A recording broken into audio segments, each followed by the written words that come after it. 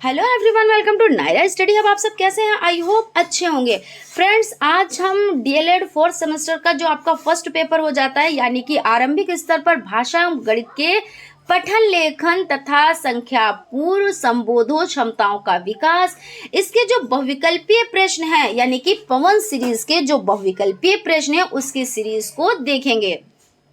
ऐसा नहीं है कि हम लोग जो चीज़ें डिटेल में पढ़ रहे थे उसको नहीं पढ़ेंगे, अब सिर्फ सीरीज को ही कंप्लीट करेंगे, तो ऐसा बिल्कुल भी नहीं है।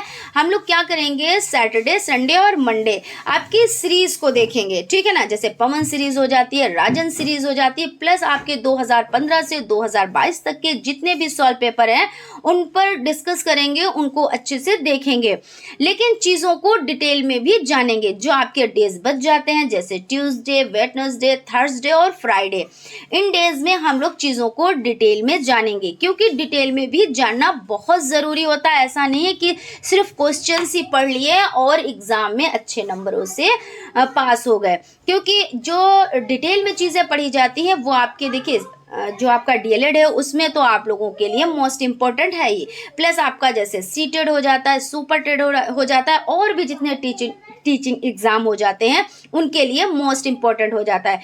तो हम लोग चीज़ों को डिटेल में भी जानेंगे, प्लस हम लोग सीरीज को भी कंप्लीट करेंगे, क्योंकि देखिए टाइम अब ज़्यादा नहीं बचा है। अब अभी देखिए इसी मंथ में आपका रिजल्ट आ जाएगा, और उसके बाद रिजल्ट आने के बाद आप लोग अच्छे से जानते हो कितने टाइम के बाद आपका एग्ज़ाम हो जाता है, क्योंकि फिर ज़्यादा गैप नहीं रहता है, रिजल्ट और एग्ज़ाम में ज़्यादा गैप नहीं होता है। तो इस तरह से चीज़ों को क्या करेंगे, अच्छे से समझेंगे। जिस तरह से अब थोड़ा सा टाइम बचा हुआ है उसी तरह से हम लोग बहुत ही स्पीड में तैयारी करेंगे। सो फ्रेंड्स, अगर अभी तक आप लोगों ने चैनल को सब्सक्राइब नहीं किया है तो प्लीज़ सब्सक्राइब कर लें और बेल आइकन को भी ज़रूर प्रेस कर दें। तो चलते हैं आज की सीरीज़ का फर्स्ट नंबर क्वेश्चन देख लेते हैं। तो फर्स्ट नंबर आपका क्वेश्चन जो हो जाता है वो है ज्ञा वर्णन बना है। तो किससे ये जो वर्ण बना है वो किससे बना है? तो रा प्लस या से, जा जिसमें हलंत लगा हुआ है, प्लस या से, ज्ञा प्लस आ से, या का प्लस ज्ञा से। तो देखिए ये चीज़ हम लोग डिटेल में जान चुके हैं कि जहाँ पे हलंत लगा होता है उसका मतलब क्या होता है। उसका मतलब जब किसी में हलंत लगा होता है तो वो आधा माना जाता है ना। तो यहाँ पे जा और हलंत है, प्लस या है, तो आपका जो ये आंसर हो जाता है यही आपका राइट हो जाता है, यानी कि जो ज्ञा है वो जा हलंत प्लस या से बना हुआ है। उसके बाद आपका हो जाता है क्वेश्चन है मूल स्वर है। तो छोटा आ छोटी ई छोटा ऊ है, या बड़ा आ बड़ी ई ए है, या आपका ओ ए आए है, या आपका छोटी ई ए और ओ है। तो आपका जो फर्स्ट ऑप्शन यानी कि छोटा आ छोटी ई और छोटा ऊ हो जाता है, ये आपके मूल स्वर हो जाते हैं। क्वेश्चन है पार्श्विक वर्ण है। तो या आपका हो जाता है, या रा हो जाता है, या ला हो जाता है, या वा हो जाता है। तो जो पार्श्विक वर्ण है वो आपका ला हो जाता है, यानी कि जो आपका सा ऑप्शन है वो राइट हो जाता है। क्वेश्चन आपका हो जाता है पठन भाषा शिक्षण का रूप है। तो मौलिक रूप है, व्यवहारिक रूप है, शैक्षिक रूप है, या इनमें से कोई नहीं है। तो इसमें आपका जो आंसर हो जाता है, यानी पठन भाषा शिक्षण का रूप है, तो कैसा है, तो व्यवहारिक रूप है। तो इस तरह से आपका जो बा ऑप्शन है वो आपका राइट हो जाता है। क्वेश्चन है त्रिपथगा समानार्थी है। तो गंगा की, यमुना की, सरस्वती की, या लक्ष्मी की। तो त्रिपथगा समानार्थी है, समानार्थी मतलब समान है ना, तो गंगा की। मृत्यु का विलोम क्या है? तो इसमें आपका हो जाता है मृत्यु का मृत्यु, या आमृत्यु, या जागृति, या मरण। तो इसमें जो आपका आंसर हो जाता है वो आपका बा ऑप्शन यानी कि आमृत्यु हो जाता है। योजक चिन्ह किसे कहते हैं? तो योजक चिन्हों पे देखिए हमने कल ही डिस्कस किया था, और बहुत ही डिटेल में इसमें देखिए जो आपका फर्स्ट पेपर हो जाता है आरंभिक स्तर पर भाषा, इसमें तो किया ही किया, क्योंकि इसमें भी यही चैप्टर चल रहा है, प्लस जो हिंदी में भी यही चैप्टर चल रहा था, तो बहुत ही ज़्यादा डिटेल में इस पर डिस्कस किया है। आप लोग वीडियोस देख सकते हैं और अच्छे से आप लोग समझ सकते हैं, लेकिन फिर भी मैं आप लोगों को एक बार बता देती हूँ थोड़ा सा कि देखिए योजक चिन्ह क्या है, योजक चिन्ह क्या है। तो आपका ये हो जाता है इस तरह से। ये कौन सा है? तो ये प्रश्न चिन्ह, जहाँ पे प्रश्न किया जाता है। मान लीजिए क्या राधा टहल रही है, तो क्या राधा टहल रही है, क्योंकि क्वेश्चन किया गया, तो जब पूरा वाक्य कर लेंगे तो क्वेश्चन मार्क लगा देंगे। उसी तरह से जब कोई वर्ड हम यानी कोई वाक्य कंप्लीट करते हैं तो क्या करते हैं, तो जब कंप्लीट कर लेते हैं तो हम पूर्ण विराम का प्रयोग करते हैं। जैसे कि मान लीजिए सीता स्कूल गई, है ना, या स्कूल जा रही है, तो जा रही है के बाद में पूर्ण विराम लगा देते हैं। और ये आपका देखिए यहाँ पे इस तरह से हो जाता है। और भी चिन्हों को हम लोगों ने डिटेल में जाना है तो प्लीज़ आप लोग पिछले वीडियो में जाके देख सकते हैं और अच्छे से चीज़ों को समझ सकते हैं। उसके बाद दीर्घ आयु हो वाक्य है संकेतवाचक, आज्ञावाचक, इच्छावाचक, निषेधवाचक। अब यहाँ पे समझ लेते हैं निषेधवाचक किसे कहते हैं। निषेध जिसमें नेगेटिव हो, जैसे कोई काम नहीं किया गया, वो नहीं जा रहा है, वो नहीं खा रहा है, वो नहीं सो रहा है ना, तो इस तरह, या राधा ने मेरा कार्य नहीं किया, तो इस तरह से हो जाता है। जहाँ पर निषेधवाचक यानी नेगेटिव लगा होता है वहाँ पे निषेधवाचक हो जाता है। उसके बाद आज्ञा, जहाँ पर आज्ञा दी जाती है, और संकेत किसी को इशारा किया जाता है ना, तो संकेतवाचक हो जाता है। अब इच्छावाचक देखिए किसी को आशीर्वाद देना है ना, तो दीर्घ आयु हो, तो ये तो अपनी इच्छा पर निर्भर करता है कि किसको दुआ देनी है ना, किसको आशीर्वाद देना है, तो ये हो जाता है आपका इच्छावाचक हो जाता है। उसके बाद देख लेते हैं वसर्थ ध्वनियां हैं या वा या ना, ला, सा, और पिछड़ी शा और साप का हो जाता है, छोटी ई या और ढा हो जाता है। तो इसमें आपका जो राइट आंसर हो जाता है वो आपका हो जाता है ऑप्शन बा, ना, ला और सा, ये आपका राइट आंसर हो जाता है। उसके बाद जो क्वेश्चन आपका हो जाता है आयोगवाह के भेद है अनुस्वार, अनुनासिक, विसर्ग, उपरोक्त सभी। तो इसमें आपका आंसर जो हो जाता है वो उपरोक्त सभी हो जाता है, यानी आयोगवाह के ये भेद है, अनुस्वार भी, अनुनासिक भी और विसर्ग भी हो जाता है। क्वेश्चन आपका हो जाता है देखिए 4389 में दहाई वाला अंक है, तो आपको अच्छे से पता है दहाई, देखिए इधर से पढ़ा जाता है इकाई हो जाती है, दहाई हो जाता है, सैकड़ा हो जाता है और हजार हो जाता है। तो जो आपके 4, 3, 8, 9 हो जाते हैं, तो देखिए इकाई ये हो जाती है, दहाई ये हो जाती है, सैकड़ा ये हो जाता है और हजार हो जाता है, ठीक है ना। और इसमें क्या कह रहे हैं कि 4389 में दहाई वाला अंक है, तो दहाई वाला अंक आपका 8 हो जाता है। तो इस तरह से आपका जो ऑप्शन आ है वो राइट हो जाता है। क्वेश्चन है अंतरण व्यंजन है, का है, सा है, शा है या है, तो इसमें आपका जो आंसर राइट हो जाता है वो आपका या ऑप्शन, यानी जो आपका या है वो आंसर राइट हो जाता है, यानी कि द ऑप्शन, ठीक है ना। फिर उसके बाद प्राकृतिक संख्या, प्राकृतिक संख्या आप लोग बहुत अच्छे से जानते होंगे क्या जानते हैं, है ना, फिर भी हम रिपीट किए देते हैं कि प्राकृतिक संख्याएं 1 से लगाकर जितनी भी संख्या होती हैं वो सब प्राकृतिक संख्याएं ही होती हैं। जैसे 1 हो गया, 2, 3, 4, 5, 6, 7, ये सब क्या है, तो ये प्राकृतिक ही संख्या तो है। तो इसमें देखिए 1 भी दिए हुए हैं, 2 भी दिए हुए हैं और 3 भी दिए हुए हैं, यानी कि ये सभी प्राकृतिक संख्याएं हैं। तो इस अकॉर्डिंग आपका जो द ऑप्शन यानी उपरोक्त सभी, यही आपका आंसर हो जाएगा। उसके बाद क्वेश्चन है आपका 14 से 10 तक के अंकों में सबसे छोटा अंक है, तो 0 है, 1 है और -1 है, ये -2 है। तो यहाँ पे जो सबसे छोटा हो जाता है वो आपका 0 हो जाता है, यानी कि ऑप्शन आपका राइट हो जाता है। फिर क्वेश्चन हो जाता है परस्पर मेल के आधार पर व्यंजन है, संयुक्त व्यंजन, द्वित्व व्यंजन, 1 और 2 दोनों, इनमें से कोई नहीं।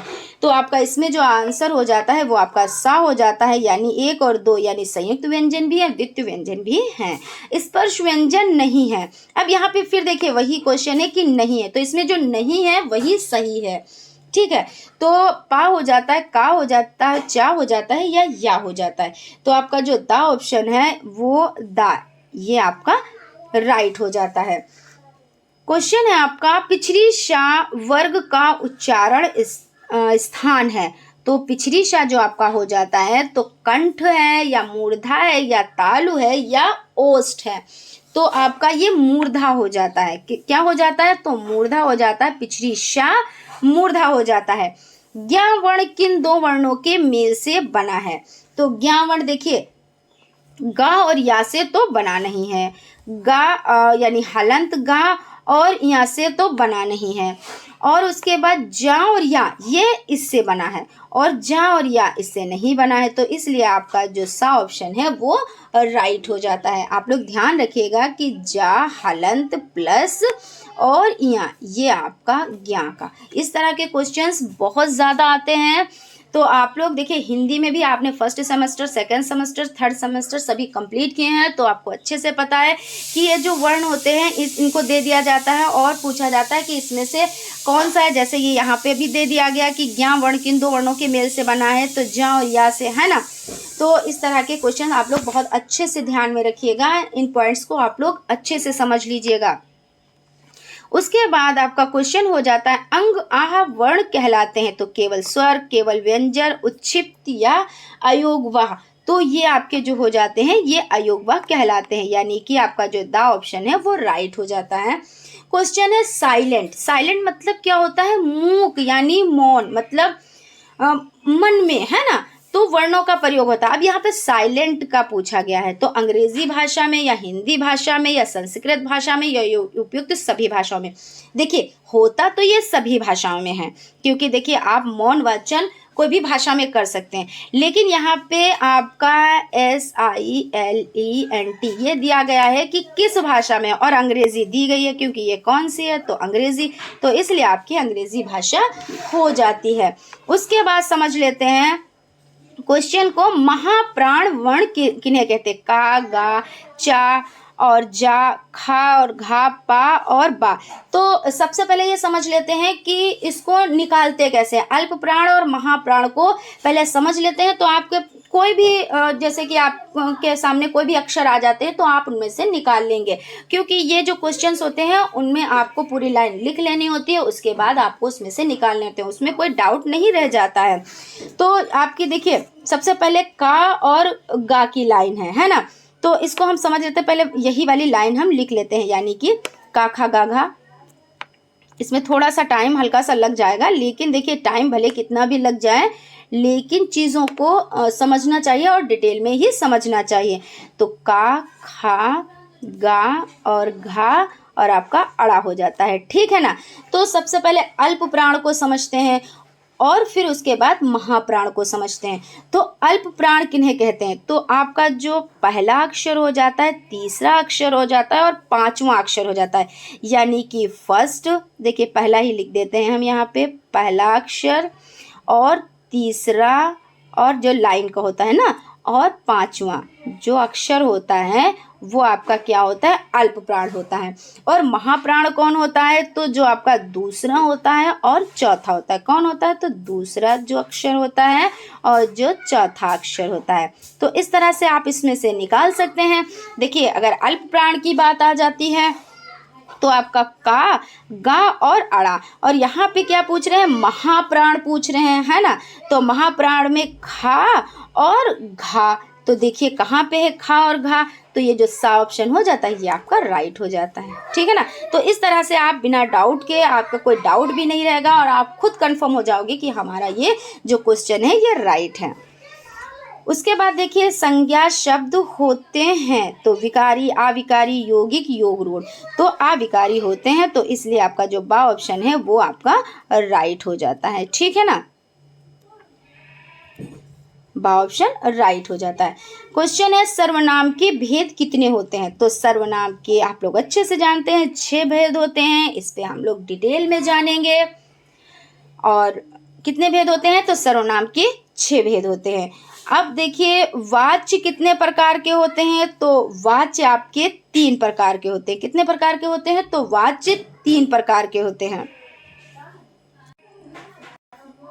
देखिए यहाँ पे समझ लेते हैं कि वाच्य देखिए कितने प्रकार के होते हैं। तो वाच्य 3 प्रकार के होते हैं। कौन कौन होते हैं?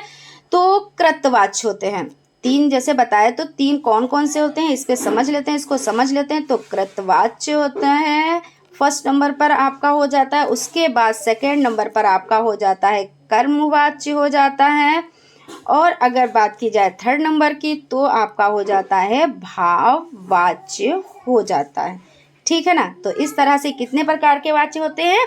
तो 3 प्रकार के। आपका जो आ ऑप्शन है वो राइट हो जाता है। उसके बाद क्वेश्चन है निम्नलिखित में से कौन उद्धरण विराम चिन्ह है। तो उद्धरण देखिए कौन सा हो जाता है आपका, तो जैसे कोई चीज़ लिखते हैं तो उसमें इन्वर्टेड कॉमास के अंदर बंद करना होता है ना, तो ये उद्धरण चिन्ह कहलाता है। तो आपका जो सा ऑप्शन है ये आपका उद्धरण हो जाता है। और ये आपका देखिए क्या हो जाता है कि आप कोई चीज़ किसी का एग्जाम, जैसे कि मान लीजिए पहले हेडिंग आपने लिखी और फिर उसको एक्सप्लेन किया, तो जो एक्सप्लेन करते हैं तो उससे पहले आप इस चिन्ह का यूज़ करते हैं, यही तो होता है ना। और आपका ये क्या हो जाता है, तो ये आपका अर्धविराम हो जाता है। और ये कौन सा हो जाता है, जैसे आप कोई वर्ड लिखना चाहते हैं, ये आपका देखिए कौन सा चिन्ह हो जाता है, तो आपका हो जाता है